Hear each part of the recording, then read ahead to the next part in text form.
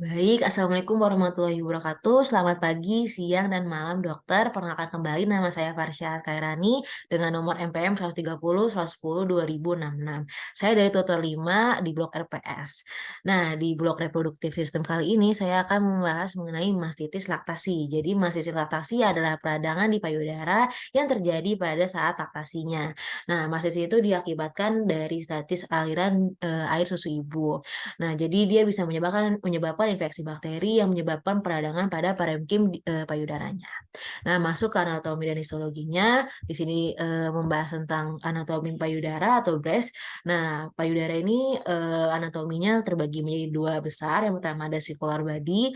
Dia ini adalah yang paling besar dari payudara gitu ya, bagian paling besar atau most prominent juga di bagian payudaranya. Nah, terdiri kayak dari areola yang depan, terus ada nipple dan bagian jaringan lemak yang di depan. Nah, terus yang kedua ada axillary tail. Kalau ini lebih kecilnya, jadi di pinggir gitu ya. Dia ada di antara inferior lateral edge sampai pectoralis major di axillary fossanya.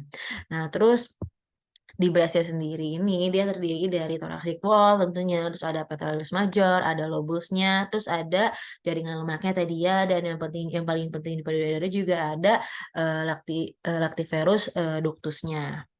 Nah, untuk histologinya tentunya di payudara itu ada mammary gland ya yang terdiri dari banyak lobus.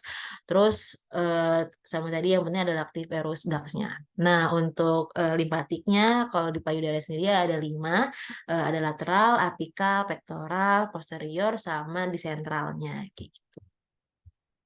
Masuk ke bagian fisiologi laktasi. Jadi fisiologi laktasi kenapa sih laktasi bisa terjadi gitu ya atau keluarnya ASI itu. Jadi mulai dari misalkan bayinya menangis nih gitu. Nah, nanti hipotalamus akan menangkap rangsangan itu gitu. Itu akan merangsang hipotalamus untuk mensekresikan yang namanya prolaktin releasing factor dan ada prolaktin inducing factor kayak gitu. Nah, kalau yang releasing ini dia akan merangsang si adeno hipofisis atau hipofisis posterior gitu. Nah, kalau yang inhibisi tentunya dia akan menghambat si hipofisisnya. Nah, nanti dari hipofisis posterior ini dia bisa mensekresikan prolaktin. Jadi prolaktinnya akan meningkat di mana dia akan memicu si kelenjar mamanya untuk melakukan laktasi gitu. Nanti di sini ada dari laktasi sendiri ada sekresi dan ejeksinya kayak gitu. Selain prolaktin yang meningkat juga ada oksitosin. Nah, untuk mikrobiologinya, karena mastitis laktasi itu penyebab terbesarnya itu adalah bakteri Staphylococcus aureus. Nah, jadi Staphylococcus aureus itu dia kingdomnya dari bakteria, filumnya dari Firmicutes, terus class-nya dari Bacilli, ordonya dari Coccaceae, terus family-nya dari Staphylococcaceae, dan genusnya dari Staphylococcus, kalau spesies dari Staphylococcus aureus gitu. Namanya Staphylococcus aureus. Nah, Staphylococcus aureus ini dia merupakan bakteri gram positif berbentuk bulat, bergerombol seperti susunan buah anggur. Dia berkoloni seperti berwarna abu-abu hingga kuning tua. Nah, koagulasenya positif dan dia berdiameter sekitar 0,8 sampai 1,2 UM. Nah, terus Staphylococcus aureus ini dia mudah tumbuh pada media pertumbuhan dalam keadaan aerob dan tidak berspora dan tidak bergerak. Masuk nih ke epidemiologinya mastitis laktasi. Kalau secara global sih mastitis ini sekitar 2-30% terjadi pada ibu menyusui gitu. Sedangkan di Amerika Serikat sendiri insidensi mastitis itu dia sekitar 7-10% gitu ya. Dan seluruh pasien mastitis sekitar 5-11% itu dia bisa sampai mengalami abses payudara. Jadi komplikasinya besar juga gitu ya dari mastitis laktasi ini. Sedangkan kalau di Indonesia sendiri, menurut Survei Demografi dan Kesehatan Indonesia atau SDKI, pada tahun 2012 sampai 2015 dia menunjukkan bahwa 55% ibu menyusui itu mengalami payudara bengkak dan mastitis.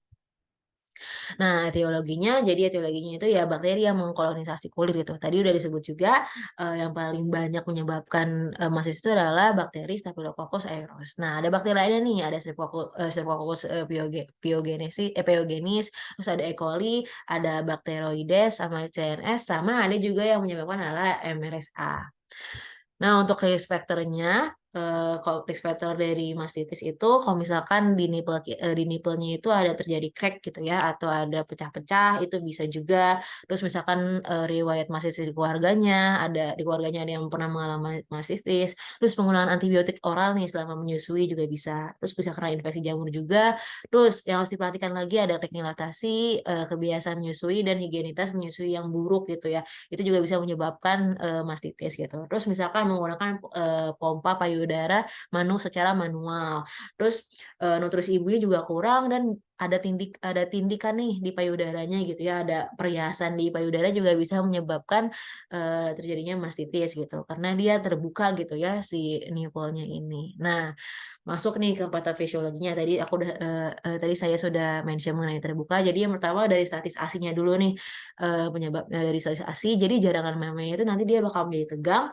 Nah, lubang siductus lactiferusnya itu dia bakal lebih terbuka. Di mana kalau misalnya lebih terbuka, otomatis bakteri bisa masuknya lebih gampang gitu. Yang kedua ada visura pada puting. Kalau misalkan ini terbukanya port the entry gitu. Jadi kedua ini bisa menyebabkan tadi mastitis ya. Kalau bakteri masuk, mastitis deh gitu ya. Nah, nanti dari mastitis ini dia bisa menyebabkan lain-lainnya dari laktasi terganggu, terus kayak ada nyeri, ada bengkak, ada kemerahan gitu. Terus nih sign symptomnya seperti payudara yang rasa panas, terus bengkak pada payudara, nyeri sama bisa sampai gejala sistemik atau kayak demam dan lain-lainnya. Nah, cara kita diagnosisnya gimana sih? Yang pertama ada anamnesis, kita tanya dulu nih pola istirahat ibunya gimana dan pola menyusuinya gimana, sehari berapa kali kah, dia intens gak, atau misalkan sehari bisa sekali besok yang enggak atau gimana gitu. Terus kita juga tanya nih asupan cairan pada ibunya gitu apakah baik atau enggak. Kita juga tanya juga cara penggunaan beranya, apakah terlalu kencang gitu selama ini atau enggak. Terus pemeriksaan fisiknya kita lihat inspeksi, palpasi, dan kita juga bisa pemeriksaan bayinya. Eh, yang siapa tahu si bakterinya ini ternyata dari bayi gitu ya, dan dia mentransfer ke ibunya itu bisa juga gitu. Jadi kita harus cek kesehatan bayinya juga dan kebersihan si payudaranya. Nah, farmakologi treatmentnya itu terbagi menjadi dua, ada farmakologi dan dari suportif. Untuk farmakologi sendiri, jadi antibiotik ini bisa diberikan ketika gejalanya tuh menetap lebih dari 12 sampai 24 jam gitu. Baru bisa dikasih ada amoxiclav sekitar 2 sampai 875 mg per hari, ada diclosalacillin sekitar 4 ke 500 mg per hari. Terus ada clindamycin sekitar 4 sampai 300 mg per hari itu selama 5 hari. Nah, yang kedua ada analgetik. Analgetik itu kayak dikasih ibuprofen, dosisnya maksimal sekitar 1,6 gram per hari. Terus paracetamol itu dosisnya maksimal 4 gram per hari gitu. Terus bagian suportifnya nih. Jadi tadi ya kita suportifnya itu buat ibunya itu cairan dan nutrisinya itu harus adekuat atau dia harus benar gitu ya cairan nutrisinya. Terus bisa kita lakukan pengosongan ASI dulu. Kan udah kena nih gitu ya. Misalkan udah kena terinfeksi gitu. Jadi kita ASINya bersihin dulu, keluarin dulu, kita pengeluaran ASINya harus yang efektif gitu ya. Jadi biar bersih kembali gitu si ASINya. Terus kita juga bisa menganjurkan peningkatan frekuensi menyusuinya gitu. Yang tadinya misalkan sehari sekali bisa lebih dibanyakin lagi gitu. Terus kita juga bisa menyarankan ada massage payudara. Terus ini ada kompres hangat sebelum menyusui dan kompres dingin setelah menyusui. Nah, dari sini saya akhirnya menemukan idea solution gitu ya.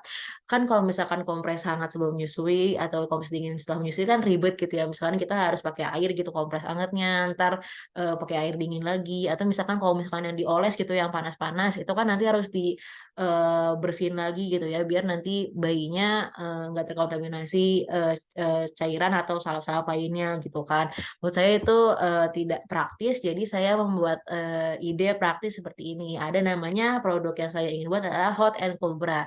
Jadi produk bra ini adalah teknologi dia tersedia dengan teknologi heater dan coolernya. Jadi dia bisa menghangatkan, bisa mendinginkan, yang dingin juga bisa gitu. Bisa diatur sesuai kebutuhan suhunya gitu. Misalkan mau panasnya berapa, sedinginnya berapa. Nah, hot and cold bra ini terbuat dari bahan elastis dan anti air. Jadi nanti sistemnya ini kalau misalkan eh, mau panas itu tinggal pencet aja ya buat heater-nya, kalau misalkan yang, mau didinginin yang cooler, tinggal pencet aja gitu dinginnya, di yang bagian cooler-nya gitu. Nah, panas yang keluarkan hot and cold blood ini dilakukan itu sebelum, tadi ya pengosongan si ASI-nya gitu. Jadi ini, gunanya adalah untuk meningkatkan produksi ASI dan memudahkan pengosongannya nanti gitu. Jadi dipanaskan terlebih dahulu gitu. Nah, setelah dikosongkan misalkan tadi udah dikeluarin nih ASI-nya, suhu dingin itu nanti bakal dikeluarin sama hot and cold blood-nya ini, untuk mengurangi bengkak dan nyeri yang dialami ibunya kayak gitu. Jadi menurut saya ini sangat praktis gitu. Dan nggak perlu dibuka juga beranya nanti, di bagian tengahnya itu di sekitar, nipple dan areola itu bisa dibuka. Jadi bayi nanti bisa langsung, menyusui gitu, di antara, tadi saat pelaksanaan heater dan habis itu pengosongan, ASI-nya gitu ya, kalau misalkan, habis itu mau mau menyusui bayinya juga bisa, kayak gitu. Oke, mungkin cukup sekian dari saya, terima kasih, mohon maaf bila ada kesalahan. Wassalamualaikum warahmatullahi wabarakatuh.